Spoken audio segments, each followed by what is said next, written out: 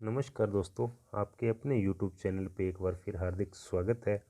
दोस्तों, अपने पढ़ते आ रहे हैं गुलाम वंश। गुलाम वंश के अंदर अपने पढ़ा था बलवन को। अब बलवन के बाद पढ़ने जा रहे हैं कैकुआबाद को। कैकुआबाद का समयकाल देखें तो दोस्तों 1287-1290 के मध्य रहा था। ठीक है, अब थोड़ा सा मैं आपको विस्तार पूर्वक समझा देता हूँ। जो ये बलवन था ना, ये कैकुआबाद का दादा था। ठीक है, अब बलवन के दो पुत्र थे, एक तो महमूद था, एक दूसरा बुगरा खां था। ठीक है, और ये जो बुगरा खां था, ये बलवन के समय से ही बंगाल का सूबेदारी करता आया था। ठीक है, और वहाँ का ये शासक बन चुका था बंगाल का। ठीक है, अब दूसरा देखो दोस्तों, जो महमूद का पुत्र था कैसिसुरो, जिसको दूसरे नाम से भी जाना जाता है, कहीं कहीं पे कैसुसुरव नाम से भी जाना जाता है। और इधर बुगरा खां का पुत्र था कैकुआबाद, जिनके बारे में अपने पढ़ने जा रहे हैं। ठीक है, अब दोस्तों ये जो कैसुसुरो था ना, इसको तो ये दिल्ली का उस समय कोतवाल था ये फखरुद्दीन। इसने क्या किया कि मुल्तान की इसको सूबेदारी सौंप दी और इसको मुल्तान भेज दिया। ठीक है, उसके बाद ये कौन रहा लास्ट, कैकुआबाद रहा। अब कैकुआबाद को इसने वहाँ का सुल्तान घोषित कर दिया। और जब ये वहाँ का सुल्तान बना तो उस समय इसकी एज लगभग 17 और 18 के मध्य रही थी। 17 और 18 साल के बीच रही थी। ठीक है, अब दोस्तों जैसे ही ये वहाँ का सुल्तान बना तो इसकी ज़्यादा कोई एज भी नहीं थी। और दूसरा इधर ये फखरुद्दीन का दामाद था निज़ामुद्दीन, इसको दाद बेग की उपाधि वहाँ पे दी गई थी। और ये दाद बेग किसे कहा जाता है, वहाँ नगर का अधिकारी कहा जाता था। ठीक है, ये निज़ामुद्दीन। अब इन दोनों की षड्यंत्रकारी नीति से इस शमसी वंश का विनाश भी हो जाएगा, जिसके बारे में थोड़ा सा आप आगे पढ़ेंगे। अब जैसे ही ये देखो दोस्तों, कैकुआबाद वहाँ का सुल्तान बना। ठीक है, तो ये जो अपने आचार विचार के संबंध में अत्यंत कट्टर था और विलासतापूर्ण जीवन से भी पूर्णतः दूर था।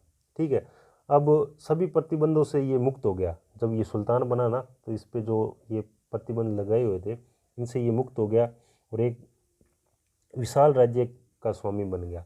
इसलिए इसकी जो दबी इच्छाएं थी ना, वो वापस उमड़ पड़ी। ठीक है, मतलब ये इन भोगविलासता नीतियों से दूर था, स्त्री के लोलुपता से दूर था और शराब नशे के षड्यंत्रों से दूर था। लेकिन जैसे ही वहाँ का सुल्तान बना तो इसने इसको ऐसी सुविधाएं उपलब्ध कराई। जैसे इसने ये ऐसी सुविधाएं उपलब्ध करवाई, किसने, निजामुद्दीन ने, किसके प्रति, कैकुआबाद के प्रति ऐसी सुविधाएं दी, तो ये उसके रास में रस गया। ठीक है, इतना कुछ होने के बाद इसने क्या किया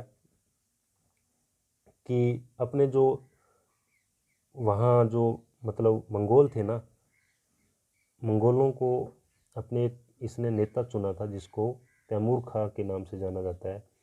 तैमूर खां ने क्या किया कि जैसे इसको वहाँ का ये सुल्तान घोषित किया, तो इसने षड्यंत्र रचा और इसको इस कार्यस्थिति के अंदर धकेल दिया। कौन सी, जो मैंने आपको पहले बताया था कि विलासतापूर्ण परिस्थितियाँ इसके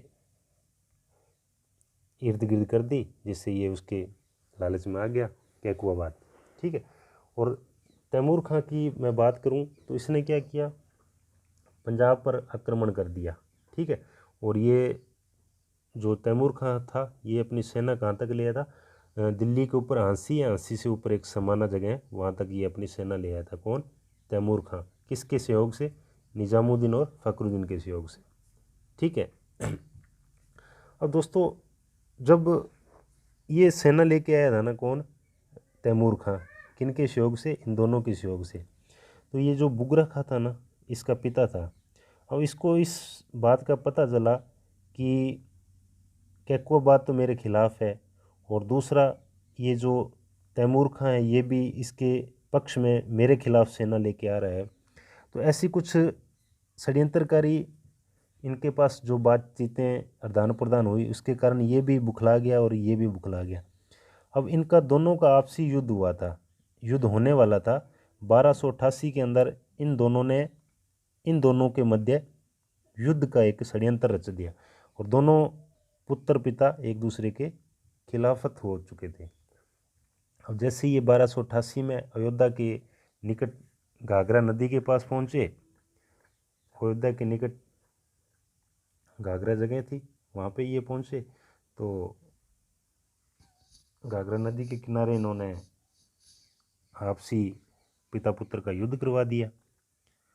अब युद्ध के अनुरूप कुछ इतिहासकारों ने बताया कि ये तो बुगरा खां से युद्ध करना है। कुछ इतिहासकार बोलते हैं कि बुगरा खां इसको इस परिस्थितियों से बाहर निकलवाने आए थे जिसके अंदर ये एकदम समाइस गया। कौन सी परिस्थितियाँ थी? जो वो मैंने आपको बताया था, ये विलासतापूर्ण जीवन से पूर्णतः दूर था, लेकिन इसके कहने पे इसने विलासतापूर्ण जीवन को अपना लिया। ऐसी परिस्थितियों से इसको दूर करने आया था। अब बुगरा खां के समझाने पे ये कैकुआबाद समझ गया कि मेरे पिता मेरे लिए सही कह रहे हैं, न कि ये दोनों मेरे प्रति सही रास्ता दिखा रहे हैं। अब जैसे इसने इसको बताया, बुगरा खां ने इसको समझाया कैकुआबाद को, तो फखरुद्दीन मोहम्मद निजामुद्दीन ने एक षड्यंत्र और रचा। षड्यंत्र रचने के बाद इन्होंने तैमूर खां को के विनाश के लिए भेजा, जहाँ पे कैकुआबाद ने अपने अंतर्गत जलालुद्दीन खिलजी को बुलाया। अब जलालुद्दीन खिलजी कौन था? जो आगे खिलजी वंश की नींव डालेगी। इस प्रकार इन दोनों का आपसी संघर्ष हो गया, जिसमें जलालुद्दीन खिलजी इसका संरक्षक बना, और संरक्षक बनने के बाद इसकी अकस्मात मृत्यु होगी कैकुआबाद की। अब जैसे इसकी मृत्यु हुई तो वहाँ का शासक कौन बना? बनना तो जलालुद्दीन था, लेकिन इसका पुत्र था। कौन था? क्यूमर्स। इसके बारे में अपने पढ़ ही लेते हैं। ये था क्यूमर्स। दोस्तों, कुछ इतिहासकार इसके बारे में बताते हैं कि ये मात्र 3 वर्ष का था, कुछ इतिहासकार इसको बताते हैं 3 माह का था, और कुछ बता रहे हैं कि ये नाबालिग था। ठीक है, जो भी था इसके बारे में थोड़ा सा अपने जान लेते हैं। जैसे ही ये तुर्की अमीरों ने कैकुआबाद के नाबालिग पुत्र क्यूमर्स द्वितीय की उपाधि से गद्दी पर बिठाया तथा जलालुद्दीन उसका संरक्षक नियुक्त हुआ। किसका नियुक्त हुआ? क्यूमर्स का भी हुआ। ठीक है, और 3 माह पश्चात उसको बंदी बना लिया गया। किसको बना लिया गया? क्यूमर्स को। किसने बनाया? जलालुद्दीन खिलजी ने, और उसकी हत्या कर दी। अब दोस्तों, क्यूमर्स की भी यहाँ हत्या होगी, और कैकुआबाद भी किसी कारणवश ख़त्म हो चुका था। अब आगामी तो आपको पता ही है, अभी संरक्षक किसके हाथ में था? जलालुद्दीन के हाथ में था, और वह जलालुद्दीन दिल्ली पर अपना शासन स्थापित कर लिया था और वहाँ का सुल्तान बन गया। ठीक है, और इसी कारण यहाँ इलबारी तुर्क यानी इलबारी वंश अर्थात गुलाम वंश का शासन खत्म हो गया। ठीक है, और जैसे ही गुलाम वंश का शासन खत्म हुआ तो आगामी आएगा खिलजी वंश, जिसके बारे में दोस्तों अपने आगे पढ़ेंगे।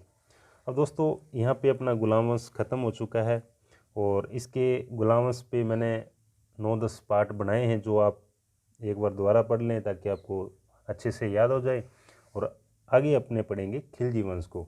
दोस्तों, खिलजी वंश के लिए आपको मैंने बताया था अभी, अपने दोस्तों तक इसको शेयर करना, और लाइक शेयर वो तो मैं आपको हर वीडियो में बार बार कह ही रहा हूँ, और नोटिफिकेशन भी आप तक पहुँचने के लिए मैंने बताया भी, आप उसको नोटिफिकेशन पे ऑल का निशान है जो, उसको क्लिक कर लें, ताकि आगामी मैं कोई भी वीडियो अपलोड करूँ तो आप तक उसका नोटिफिकेशन आ जाए।